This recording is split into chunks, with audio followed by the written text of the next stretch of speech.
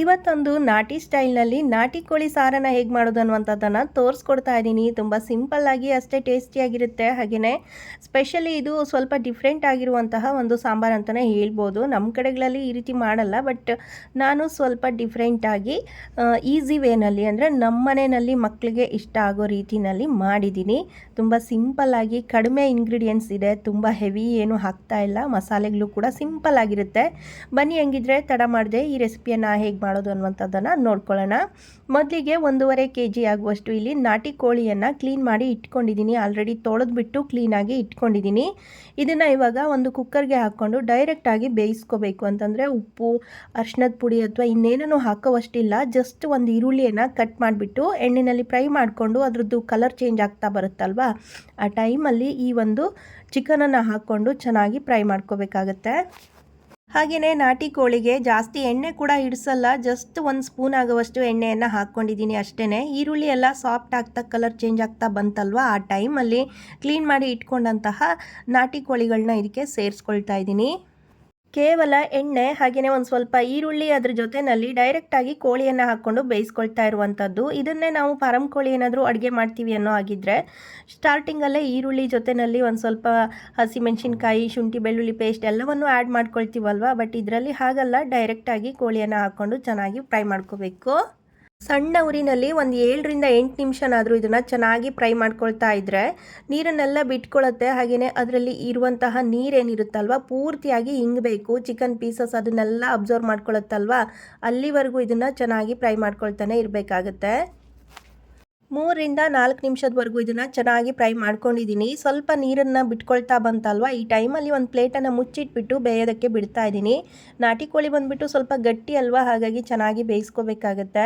ಇವಾಗ ಇದು ಪೂರ್ತಿಯಾಗಿ ನೀರನ್ನೆಲ್ಲ ಬಿಟ್ಕೊಂಡಿದೆ ನೋಡಿ, ಕಂಪ್ಲೀಟಾಗಿ ನೀರನ್ನು ಬಿಟ್ಕೊಂಡಿದೆ ಅಲ್ವಾ. ಈ ನೀರೆಲ್ಲ ಪೂರ್ತಿಯಾಗಿ ಹಿಂಗಬೇಕು. ಇದರಲ್ಲೇ ಚಿಕನ್ ಪೀಸು ಆ ನೀರನ್ನೆಲ್ಲ ಎಳ್ಕೊಂಡು ಕಂಪ್ಲೀಟಾಗಿ ಡ್ರೈ ಆಗ್ತಾ ಬರುತ್ತಲ್ವ, ಆ ನಂತರ ಇದಕ್ಕೆ ನಾವು ಮಸಾಲೆಗಳನ್ನ ಆ್ಯಡ್ ಮಾಡ್ಕೋಬೇಕಾಗತ್ತೆ. ಇವಾಗ ಇದನ್ನು ನಾನು ಪೂರ್ತಿಯಾಗಿ ಡ್ರೈ ಆಗೋದಕ್ಕೆ ಬಿಡ್ತಾ ಇದ್ದೀನಿ. ಕಂಪ್ಲೀಟಾಗಿ ನೀರೆಲ್ಲ ಆರಿದ ನಂತರ ನೋಡಿ ಇದಕ್ಕೆ ಒಂದು ಸ್ವಲ್ಪ ಅರಿಶಿಣದ ಪುಡಿಯನ್ನು ಆ್ಯಡ್ ಮಾಡಿದ್ದೀನಿ. ಹಾಗೆಯೇ ಚಿಕನ್ಗೆ ರುಚಿಗೆ ಎಷ್ಟು ಬೇಕೋ ಅಷ್ಟು ಉಪ್ಪನ್ನು ಕೂಡ ಸೇರಿಸ್ಕೊಂಡಿದ್ದೀನಿ. ಅದ್ರ ಜೊತೆಯಲ್ಲಿ ಚಿಕನನ್ನು ಚೆನ್ನಾಗಿ ಬೇಯಿಸ್ಕೊಳ್ಳೋದಕ್ಕೋಸ್ಕರ ಇಲ್ಲಿ ತೆಂಗಿನಕಾಯಿ ಹಾಲನ್ನು ಬಳಸ್ತಾ ಇದ್ದೀನಿ. ತೆಂಗಿನಕಾಯಿ ಹಾಲನ್ನು ಮೊದಲೇ ತೆಗೆದು ಇಟ್ಕೊಂಡಿದ್ದೆ. ಸೊ ಡೈರೆಕ್ಟಾಗಿ ಇವಾಗ ಅರ್ಧ ಭಾಗದಷ್ಟು ಅಂತಂದರೆ ಇಲ್ಲಿ ನಾನು ಪೂರ್ತಿಯಾಗಿ 1 ತೆಂಗಿನಕಾಯಿದು ಹಾಲನ್ನು ಹಿಂಡಿ ತೆಗೆದು ಇಟ್ಕೊಂಡಿದ್ದೆ. ಅದರಲ್ಲಿ ಈಗ ಚಿಕನನ್ನು ಬೇಯಿಸೋದಕ್ಕೆ ಎಷ್ಟು ಬೇಕೋ ಅಷ್ಟನ್ನು ಮಾತ್ರ ಸೇರಿಸ್ಕೊಂಡು ಚೆನ್ನಾಗಿ ಮಿಕ್ಸ್ ಮಾಡಿಕೊಂಡು ಕುಕ್ಕರ್ನ ಮುಚ್ಚಳವನ್ನು ಮುಚ್ಚಿಟ್ಬಿಟ್ಟು ಒಂದು 2ರಿಂದ 3 ವಿಜಲನ್ನು ಕೂಗಿಸ್ಕೊಳ್ತಾ ಇದ್ದೀನಿ. ನಾಟಿ ಕೋಳಿ ಬಂದುಬಿಟ್ಟು ತುಂಬಾ ಗಟ್ಟಿಯಾಗಿರುತ್ತಲ್ವ, ಬಲ್ತಿರೋದಾಗಿದ್ದರೆ ಚೆನ್ನಾಗಿ ಬೇಯಿಸ್ಕೊಳ್ಳೇಬೇಕಾಗತ್ತೆ. ಅದಕ್ಕೋಸ್ಕರ ಒಂದು 2ರಿಂದ 3 ವಿಜಲನ್ನು ಚೆನ್ನಾಗಿ ಕೂಗಿಸ್ಕೊಂಡ್ರೆ ಸಾಫ್ಟಾಗಿ ಬೆಂದ್ಬಿಡುತ್ತೆ. ಅದಕ್ಕೋಸ್ಕರ ಇಲ್ಲಿ ಕುಕ್ಕರ್ನ ಲಿಡ್ಡನ್ನು ಕ್ಲೋಸ್ ಮಾಡಿಬಿಟ್ಟು ಇವಾಗ ಬೇಯೋದಕ್ಕೆ ಬಿಡ್ತಾ ಇದ್ದೀನಿ. ಕುಕ್ಕರ್ ಕೂಗೋವಷ್ಟರಲ್ಲಿ ಈ ಕಡೆಯಲ್ಲಿ ಮಸಾಲೆಗೆ ರೆಡಿ ಮಾಡ್ಕೊಳ್ತಾ ಇದ್ದೀನಿ. ಒಂದು ಪ್ಯಾನಲ್ಲಿ ಒಂದು 7ರಿಂದ 8 ಬ್ಯಾಡಗಿ ಮೆಣಸಿನ್ಕಾಯಿಗಳನ್ನ ಸೇರಿಸ್ಕೊಂಡು ಚೆನ್ನಾಗಿ ಫ್ರೈ ಮಾಡ್ಕೊಳ್ತಾ ಇದ್ದೀನಿ. ನಮ್ಮ ಕಡೆಗಳಲ್ಲೆಲ್ಲ ಸಾಮಾನ್ಯವಾಗಿ ಖಾರದ ಪುಡಿಯನ್ನೆಲ್ಲ ಯೂಸ್ ಮಾಡಲ್ಲ ಸಾರಿಗೆಲ್ಲ, ಡೈರೆಕ್ಟಾಗಿ ಒಣಮೆಣಸಿನ್ಕಾಯಿ ಏನಿರುತ್ತಲ್ವ ಅದನ್ನೇ ಯೂಸ್ ಮಾಡಿಕೊಂಡು ಮಾಡ್ತೀವಿ. ಸೊ ನಾನಿಲ್ಲಿ ಡೈರೆಕ್ಟಾಗಿ ಮೆಣಸಿನ್ಕಾಯನ್ನು ಈ ರೀತಿ ಫ್ರೈ ಮಾಡಿಬಿಟ್ಟು ಒಂದು ಪ್ಲೇಟ್ಗೆ ಎತ್ತಿಟ್ಕೊಳ್ತಾ ಇದ್ದೀನಿ. ಡ್ರೈ ರೋಸ್ಟ್ ಬೇಡ ಅಂತ ಅನ್ನೋರು ಒಂದು ಸ್ವಲ್ಪ ಎಣ್ಣೆನ ಕೂಡ ಸೇರಿಸ್ಕೊಂಡು ಇದಕ್ಕೆ ಫ್ರೈ ಮಾಡ್ಕೋಬಹುದು. ಆಲ್ರೆಡಿ ಚಿಕನ್ನಲ್ಲಿ ಆಯಿಲ್ ಅಂಶ ಇದ್ದೇ ಇರುತ್ತೆ ಅಲ್ವಾ, ಅದಕ್ಕೋಸ್ಕರ ಸಾಧ್ಯ ಆದಷ್ಟು ಎಣ್ಣೆಯನ್ನು ಕಡಿಮೆ ಯೂಸ್ ಮಾಡಿಕೊಂಡು ನಾ ಈ ಒಂದು ಸಾರನ್ನು ರೆಡಿ ಮಾಡ್ಕೊಳ್ತಾ ಇರೋದು. ನಿಮಗೆ ಬೇಕು ಅಂತಂದರೆ ಒಂದು ಸ್ವಲ್ಪ ಎಣ್ಣೆಯನ್ನು ಕೂಡ ಹಾಕ್ಕೋಬಹುದು. ಮೆಣಸಿನ್ಕಾಯಿಗಳನ್ನ ಹುರ್ಕೊಂಡಿದ್ದಾದ ನಂತರ ಸೇಮ್ ಅದೇ ಪ್ಯಾನಲ್ಲೇ ಇವಾಗ 3 ಟೇಬಲ್ ಸ್ಪೂನ್ ಆಗುವಷ್ಟು ಧನಿಯಾ ಬೀಜವನ್ನು ಸೇರಿಸ್ಕೊಂಡು ಚೆನ್ನಾಗಿ ಫ್ರೈ ಮಾಡ್ಕೊಳ್ತಾ ಇದ್ದೀನಿ. ಧನಿಯಾ ಬೀಜ ಒಂದು ಸ್ವಲ್ಪ ಜಾಸ್ತಿ ಹಾಕ್ಕೊಂಡ್ರೆ ಚೆನ್ನಾಗಿ ಅನಿಸುತ್ತೆ. ಉಳಿದಂತೆ ಬೇರೆ ಯಾವುದೇ ಗರಂ ಮಸಾಲೆಗಳು ಅಷ್ಟು ಅವಶ್ಯಕತೆ ಇರಲ್ಲ ಇದಕ್ಕೆ. ಇದ್ರ ಜೊತೆನಲ್ಲೇ ಒಂದು 2ರಿಂದ 3 ಚೂರು ಆಗುವಷ್ಟು ಚಕ್ಕೆ, ಹಾಗೆ ಒಂದು 4ರಿಂದ 5 ಲವಂಗವನ್ನು ಸೇರಿಸ್ಕೊಂಡು ಚೆನ್ನಾಗಿ ಫ್ರೈ ಮಾಡ್ಕೊಳ್ತಾ ಇದ್ದೀನಿ. ಇದೆಲ್ಲ ಘಮ ಬಿಡೋವರೆಗೂ ಚೆನ್ನಾಗಿ ಫ್ರೈ ಮಾಡ್ಕೋಬೇಕು. ತೀರಾ ಏನು ಹುರ್ಕೋಬೇಕು ಅನ್ನೋ ಅವಶ್ಯಕತೆ ಇರಲ್ಲ, ಜಸ್ಟ್ ಘಮ ಬಂದರೆ ಸಾಕಾಗುತ್ತೆ. ಅಲ್ಲಿವರೆಗೂ ಇದನ್ನು ಫ್ರೈ ಮಾಡ್ಕೊಂಡಿದ್ದಾದ ನಂತರ ಸೇಮ್ ಅದೇ ಪ್ಲೇಟ್ಗೆ ತೆಗೆದು ಇಟ್ಕೊಳ್ತಾ ಇದ್ದೀನಿ. ಹಸಿ ಮಸಾಲೆಗಳನ್ನ ಹುರ್ಕೊಳ್ಳೋದಕ್ಕಂತ ಇವಾಗ 1 ಟೇಬಲ್ ಸ್ಪೂನ್ ಆಗುವಷ್ಟು ಎಣ್ಣೆಯನ್ನು ಹಾಕ್ಕೊಂಡಿದ್ದೀನಿ. ನಂತರ ಒಂದು ಈರುಳ್ಳಿ, ಮೀಡಿಯಮ್ ಸೈಜ್ನ ಈರುಳ್ಳಿಯನ್ನು ಇದಕ್ಕೆ ಸೇರಿಸ್ಕೊಳ್ತಾ ಇದ್ದೀನಿ. ಜಾಸ್ತಿ ಮಸಾಲೆ ಅವಶ್ಯಕತೆ ಇರಲ್ಲ ನಾಟಿ ಕೋಳಿ ಆಗಿರೋದ್ರಿಂದ. ಈರುಳ್ಳಿ ಹಾಗೆಯೇ 2 ಹಸಿಮೆಣಸಿನ್ಕಾಯಿ, ಚಿಕ್ಕ ಗಾತ್ರದ ಶುಂಠಿ, ಹಾಗೆ ಒಂದು 7ರಿಂದ 8 ಎಸಳಾಗುವಷ್ಟು ಬೆಳ್ಳುಳ್ಳಿಯನ್ನು ಸೇರಿಸ್ಕೊಂಡು ಇಲ್ಲಿ ಹಸಿ ವಾಸನೆ ಹೋಗೋವರೆಗೂ ಚೆನ್ನಾಗಿ ಫ್ರೈ ಮಾಡ್ಕೊಳ್ತಾ ಇದ್ದೀನಿ.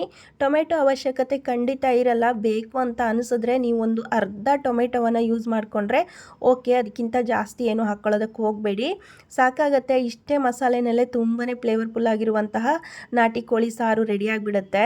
ಇವೆಲ್ಲನೂ ಹಸಿ ವಾಸನೆ ಹೋಗೋವರೆಗೂ ಕಂಪ್ಲೀಟಾಗಿ ಫ್ರೈ ಮಾಡ್ಕೊಂಡಿದ್ದಾದ ನಂತರ ಇದನ್ನು ಆರೋದಕ್ಕೆ ಬಿಡ್ತಾ ಇದ್ದೀನಿ. ಇವೆಲ್ಲ ಪೂರ್ತಿಯಾಗಿ ತಣ್ಣಗಾಗಬೇಕು. ನಂತರ ಇದನ್ನು ಮಿಕ್ಸಿ ಜಾರ್ಗೆ ಹಾಕ್ಕೋಬೇಕಾಗತ್ತೆ.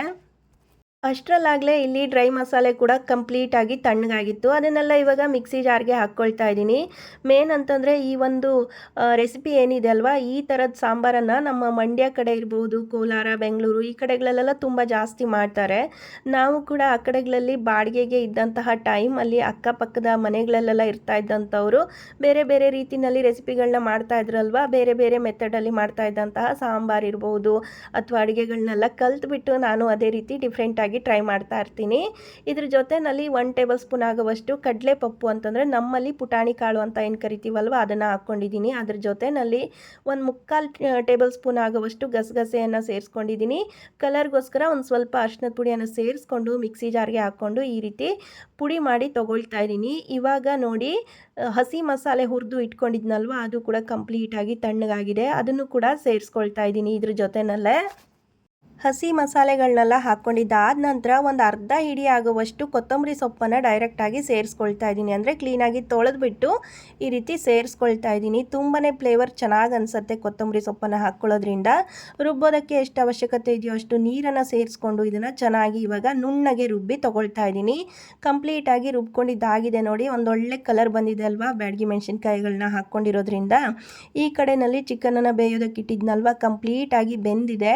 ತೆಂಗಿನಕಾಯಿ ಹಾಲು ಹಾಕಿರೋದ್ರಿಂದ ಈ ರೀತಿ ಕಾಣಿಸ್ತಾ ಇದೆ ಅದು. ನೀವು ತೆಂಗಿನಕಾಯಿ ಹಾಲು ಬೇಡ ಅಂತ ಅನ್ನೋರು ಡೈರೆಕ್ಟಾಗಿ ನೀರಲ್ಲೂ ಕೂಡ ಬೇಯಿಸ್ಕೋಬಹುದು.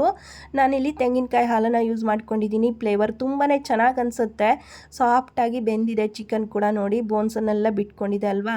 ಮಕ್ಕಳಿಗೆ ತಿನ್ನೋದಕ್ಕೆ ಸಾಫ್ಟಾಗಿತ್ತು ಅಂತಂದರೆ ನಾಟಿ ಕೋಳಿನ ಇಷ್ಟಪಟ್ಟು ತಿಂತಾರೆ. ಇಲ್ಲ ಅಂತಂದರೆ ಏನೋ ಗಟ್ಟಿ ಇದೆ ತಿನ್ನೋದಕ್ಕಾಗಲ್ಲ ಅಂತ ಹೇಳ್ಬಿಟ್ಟು ಲೈಕ್ ಮಾಡೋದೇ ಇಲ್ಲ. ಅದಕ್ಕೋಸ್ಕರ ಸಾಫ್ಟಾಗಿ ಬೇಯಿಸ್ಕೊಳ್ಳೋದು ತುಂಬಾ ಇಂಪಾರ್ಟೆಂಟ್ ಇರುತ್ತೆ. ಅದ್ರ ಜೊತೆಯಲ್ಲಿ ಇವಾಗ ನೋಡಿ ಮಸಾಲೆ ಕೂಡ ರುಬ್ಕೊಂಡಿದ್ನಲ್ವ ಅದನ್ನು ಕೂಡ ಸೇರಿಸ್ಕೊಂಡು ಇವಾಗ ಮಿಕ್ಸ್ ಮಾಡ್ಕೊಳ್ತಾ ಇದ್ದೀನಿ. ನಿಜ ಹೇಳಬೇಕು ಅಂದರೆ ಈ ಒಂದು ಸಾರು ಏನಿರುತ್ತೆ ಅಲ್ವ ತುಂಬ ತೆಳುವಾಗಿದ್ರೇ ಚೆನ್ನಾಗಿ ಅನಿಸುತ್ತೆ. ಕೆಲವ್ರು ಅಂದ್ಕೋಬಹುದು ಕೋಳಿ ಸಾರನ್ನು ಇಷ್ಟು ತೆಳುವಾಗಿ ಮಾಡ್ಕೋಬೇಕಾ ಅಂತ. ನಿಜ ಹೇಳಬೇಕಂದ್ರೆ ಈ ಒಂದು ಮಸಾಲೆಗೆ ಈ ಸಾರನ್ನು ನಾವು ಎಷ್ಟು ತೆಳುವಾಗಿ ಮಾಡ್ಕೋತೀವೋ ಅಷ್ಟು ತುಂಬಾ ಚೆನ್ನಾಗಿ ಅನಿಸುತ್ತೆ.